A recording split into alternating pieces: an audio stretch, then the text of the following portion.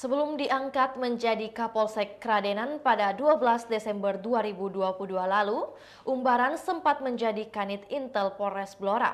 Jabatan itu ia dapat setelah tugasnya sebagai Intel atau kata lain sebagai wartawan kontributor TV berakhir pada Januari 2021.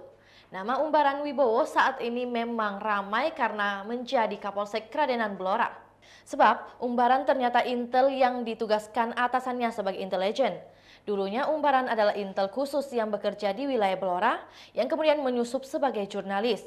Ibtu Umbaran bukan karyawan tetap TVRI melainkan kontributor.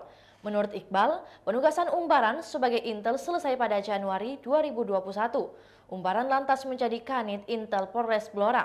Setelah itu, Ibtu Umbaran Wibowo diangkat menjadi Wakapolsek Blora. Dia dilantik menjadi Kapolsek Kradenan pada 12 Desember 2022. Kabid Humas Polda Jawa Tengah AKBP Iqbal Al-Kudusi menjelaskan, meskipun dikecam habis-habisan, Ibtu Umbaran tidak akan dicopot dari jabatannya sebagai Kapolsek Kradenan. Dilansir dari laman resmi dewanpers.or.id, nama Umbaran Wibowo tercatat bertugas di TVRI Jateng. Nama Umbaran Wibowo tercatat sebagai wartawan media dengan nomor anggota 8953 PWI-WDYA-DP-I-2018-19. Artinya, Ibtu Umbaran Wibowo lulus sebagai wartawan media di Dewan Pers pada tahun 2018.